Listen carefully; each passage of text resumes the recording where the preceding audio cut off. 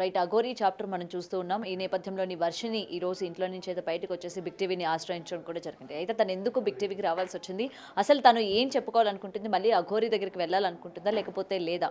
ఎందుకంటే గతంలో మనం చూసాము, వాళ్ళ పేరెంట్స్ దగ్గర నేను క్షేమంగా ఉన్నాను, నేను ఇంకా అఘోరీ దగ్గరికి వెళ్ళను, లైఫ్ మీద ఫోకస్ చేస్తాను అని కూడా తను కొన్ని సందర్భాల్లో చెప్పిన పరిస్థితి కూడా ఉంది. మరి ఈ రోజు ఇక్కడికి రావడానికి గల రీజన్స్ ఏంటన్నది ఆవిడ మాటలోనే తెలుసుకుందాం.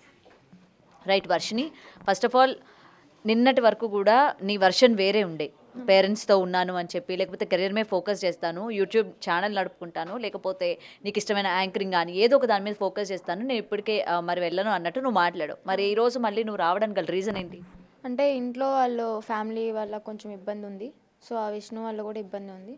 విష్ణు మా ఫ్యామిలీని వదిలిపెట్టాడు కాబట్టి వాళ్ళు ఖచ్చితంగా విష్ణు మాట వింటారు. అది నాకు నచ్చక ఇంక నేను డిసైడ్ అయిపోయి ఎలాగో పెళ్ళి కూడా చేసుకున్నామన్నాం కదా, ఇంకా ఆ ఉద్దేశంతో వచ్చేసాను, బయటికి రావడం జరిగింది. ఓకే, సో నువ్వు అఘోరీ పెళ్లి చేసుకున్నారు? అవును, చేసుకున్నాం. ఎప్పుడు చేసుకున్నారు?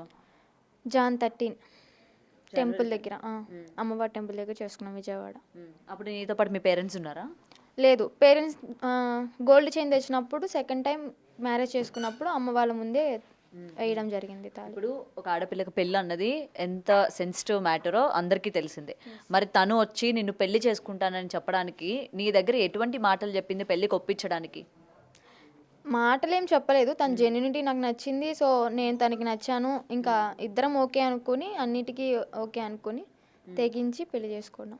కానీ ఆమె సనాతన ధర్మాన్ని కాపాడడానికి వచ్చాను, ఇలాంటి బంధాలు బంధుత్వాలు ఉండకూడదనే కదా ఆమె అఘోరీలాగా దీక్ష తీసుకున్నానని చెప్పారు. మళ్ళీ నీలాంటి బంధంలోకి రావాల్సిన కారణాలు ఏంటి అసలు, మళ్ళీ నీతో బంధం ముడిపడగడానికి?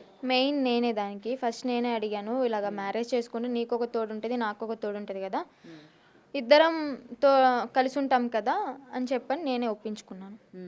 నువ్వే మ్యారేజ్ ప్రపోజల్ పెట్టావు? అవును. ప్రపోజ్ చేసావా?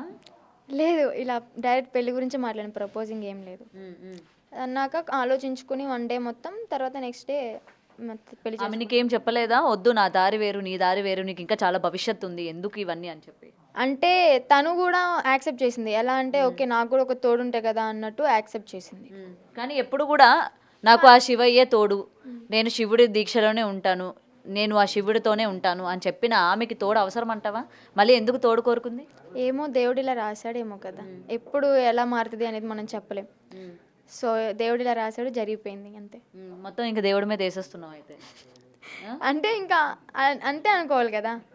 ఇప్పుడు సమాజం ఒప్పుకోవట్లేదు, అలా అని చెప్పి విడిపోం కదా. సమాజం ఒప్పుకోదు, ఒక అబ్బాయితో వెళ్తానన్నా ఒప్పుకోదు. డెఫినెట్లీ నేను అదే చెప్తున్నా, ఒప్పుకోదు. కానీ మేము ఇష్టపడ్డాం కాబట్టి మేము కలిసి ఉంటాం, ఎవరేం అడ్డు చెప్పినా కానీ మేము కలిసి ఉంటాం. సరైన ఇల్లు లేదు, సంపాదన లేదు, ఏమీ లేదు, ఏం నమ్మి నువ్వు వెళ్తానంటున్నావు? ఎక్కడ ఉంటావు ఏంటి? వాళ్ళ అమ్మ నాన్నకే సరైన ఇల్లు లేదు అక్కడ మనం చూసుకుంటే, నువ్వు వెళ్ళి ఎక్కడ ఉంటావు? సర్వస్వం తనే అనుకున్నప్పుడు తను ఎలా అయితే బతుకుతున్నాడు నేను అంతే బతకడానికి సిద్ధపడ్డాను. ఈ రోజున్న ఇదే కాన్ఫిడెంట్ నీకు రేపు ఉంటుందంట అనుకుంటున్నావా? తనతో ఉన్నంతకాలం ఇలానే ఉంటాను. ఎంతకాలం ఉంటావు అసలు? జీవితాంతం. ఇవాళ అందరు సాక్షిగా పెళ్లిళ్ళు చేసుకున్న వాళ్ళే 2-3 రోజులు 2 సంవత్సరాలు కూడా ఉండలేకపోతున్నారు. జీవితాంతం నువ్వు ఎలా ఉండగలుగుతున్నావు? మేము అందరు సాక్షిగా పెళ్లి చేసుకోలేదుగా, మా మనసులు కలిసినాయి కాబట్టి పెళ్లి చేసుకున్నాం. అంటే పెళ్లి చేసుకున్న వాళ్ళ మనసులు కలవకుండానే పెళ్లిళ్ళు చేసుకుంటున్నారా? అంటే కొన్ని ఇష్యూస్ వాళ్ళు అర్థం చేసుకునే దాన్ని బట్టి ఉంటాయి. మేము ఎన్ని గొడవలు పడ్డా కానీ చిన్న చిన్న గొడవలకి విడిపోయేంత స్థితికి అయితే రాము. జీవితాంతం. అసలు ఇంత షార్ట్ టైంలోని అంతలాగా ఎలా నమ్మేవమ్మా? మొత్తం కూడా అతనే నాకు ఇంకా అన్నట్టు మాట్లాడుతున్నావు. జెన్యూనిటీ నచ్చింది. ఏం జెన్యూనిటీ చెప్పాడు నీకు? మొత్తం అంటే ఎట్లా చూసుకుంటానని చెప్పాడా, లేకపోతే నీకు ఇన్ని రోజులు ప్రయాణంలోనే ఆయన జెన్యూనిటీ ఏం కనిపించింది? ఇవన్నీ మీరు అడిగితే ఇంకా నేను చెప్పలేను. చెప్పాలి కదా ఎందుకంటే తన జెన్యూనిటీ నేను చూశాను కాబట్టి నాకు మాత్రమే అర్థమవుతుంది. మీకు చెప్పినా కూడా అర్థం కాదు, అది నేనే చూశాను కాబట్టి నాకే అర్థమవుతుంది. మాకెవ్వరికి కనబడని జెన్యూనిటీ, ముఖ్యంగా ప్రజలకి కనబడని జెన్యూనిటీ నీకెక్కడి నుంచి కనిపించింది? తనలో నుంచే కనిపించింది. తను ఉన్న అంటే అబద్ధం చెప్పలేదు, ఏమీ లేదు. తన ఫీలింగ్స్ అని నాతో షేర్ చేసుకున్నాను, తన విషయాలన్నీ షేర్ చేసుకున్నాను, పర్సనల్ విషయాలు నేను అంతే షేర్ చేసుకున్నాను. సో ఓకే అనుకున్నాను. గ్యాప్ లో వాళ్ళ ఫ్యామిలీ మెంబర్స్ ఎప్పుడైనా మాట్లాడించారు నీకు? ఇంటికి కూడా వెళ్ళాను నేను. ఇంటికి కూడా తీసుకెళ్ళాను. పెళ్లి చేసుకున్నామని చెప్పాము, ఆశీర్వాదం తీసుకున్నాం, వాళ్ళు ఓకే అన్నారు. ఓకే నీకు ఒక తోడు దొరికింది కదా, హ్యాపీ, నేను చూసుకోవడానికి ఒక అమ్మాయి ఉంది అని వాళ్ళు హ్యాపీ ఫీల్ అయ్యారు. వాళ్ళ పేరెంట్స్ అందరికీ తెలిసి అయితే అబ్జెక్షన్ ఎవరు చెప్పలేదు? లేదు.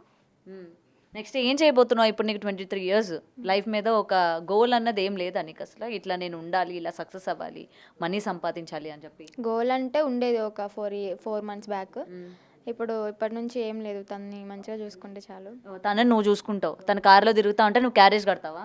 అయ్యో అలా కాదు, వంట అవును అంతే కదా, వంట చేసి పెడతాను మంచిగా. ఏం తిన్నాను చెప్పింది మరి అఘోరి, భోజనమే తిన్నానని చెప్పింది. భోజనం తింటుంది కదా, నేను వచ్చిన దగ్గర నుంచే పప్పు అన్నం తింటుంది కొంచెం అంతే. మరి ఆ మధ్య గుడిలో మంచిగానే తినింది, కూర అన్ని వేసుకొని బాగా తినిందిగా మరి. ఏ గుళ్ళో? గుడిలో కిందన భూమి మీద అన్నం అది వేసుకొని తినింది కదా మరి. అంటే నేల మీద తింటాను అని చెప్పింది కాబట్టి నిరూపించుకోవడానికి తింది. ఇప్పుడైతే నాకు తెలిసి పప్పు అన్నం లైట్గా తింటారు అంతే. ఇప్పుడు ఇదే లైఫ్ అనుకుంటున్నావు, ఆమెకి వండి పెట్టుకుంటా చేసుకుంటా, ఆమె కారులో ఎక్కడికి తిరిగితే అక్కడికి క్యారేజీలు మోసుకుంటా తిరుగుతాం. మీరు ఒక పని మనిషిలా చెప్తున్నారు, కానీ నేను ఒక భార్యలాగా చూసుకుంటున్నాను అంతే. భార్యలా చూసుకుంటున్నావు, ఆయన భర్త అనుకుంటున్నావు. ఎస్. ఆయన ఒక ట్రాన్స్జెండర్ అంటారు సమాజం, ఏం చెప్తావు? ఎవరెన్నైనా అనుకోండి, నాకు నా ఇదిగా మాత్రం తను ఒక బాయ్లా చూసుకున్నాను కాబట్టి నాకు బాయ్. బాయ్లో చూస్తున్నావు, బాయ్లో చూస్తున్నావు. ఒక భర్తలాగా, భర్త అంటే బాయ్ అయితేనే భర్త అని పిలుస్తాను, కానీ ఆయన బాయ్ కాదు కదా. మీకు కాదేమో, నేను అలా ఊహించుకుంటున్నాను కాబట్టి నేను అలా అనుకున్నాను కాబట్టి. ఊహించుకోవడం ఎందుకు, నిజంగానే అబ్బాయినే ప్రేమించి పెళ్లి చేసుకోవచ్చు కదా. నీ వాళ్ళు ఎంతో మంది అవసరం లేదు, సమాజంలో ఇన్ని ఉన్నాయి, ఎవరిళ్ళల్లో కష్టాలు ఉన్నా సరే నీ మీద ఫోకస్ చేసి ఆ పిల్లకి న్యాయం జరగాలి, పిల్ల వాళ్ళ పేరెంట్స్ దగ్గర లేకపోయినా సరే సురక్షితమైన ప్రదేశంలో ఉండాలి, వాడితో వెళ్ళకూడదని చెప్పి ఇవాళ ప్రతి ఒక్కరు కూడా లీడ్ తీసుకొని మాట్లాడుతున్నారు. అవసరం లేదు కదా. అవసరం లేదంటే ఇప్పుడు నేను సమాజంలో చాలా చూసాను, మా ఫ్రెండ్స్ లైఫ్లోనే చాలా చూశాను, చచ్చిపోవడాలు, విడాకులు తీసుకోవడం, మళ్ళీ ఇంకో పెళ్లి చేసుకోవడం. ఇది ఒకటే మార్గం అంటే నాకు ఇది నచ్చింది కాబట్టి నేను వెళ్ళాను. సో ఇట్లానే కంటిన్యూ అవ్వాలి, ఇలాగే కంటిన్యూ అవ్వాలి. నువ్వు కూడా అఘోరి దీక్ష తీసుకొని అలాగే తయారవుతావా? అంటే అలాగే అంటే సాధన నేర్చుకుంటాను, నేను అఘోరి అయిపోవాలి అలా మారిపోతాను అయితే చెప్పను, సాధన అయితే నేర్చుకుంటాను. సాధన అంటే ఏంటి అసలు, సాధన అంటే ఏంటి నీకు తెలుసా? సాధన అంటే ఏంటో మొన్నటిదాకా కొన్ని నేర్పించారు కదా, అదే ఏం నేర్పించారు? శ్మశానంలో సాధన చేస్తారు, అవి కొన్ని పూజలు ఉంటాయి. యా, నార్మల్గా ప్రజలకు ఉపయోగపడేవా లేకపోతే ఎవరికి ఉపయోగపడేవా? మా పూజలు క్షుద్ర పూజలా?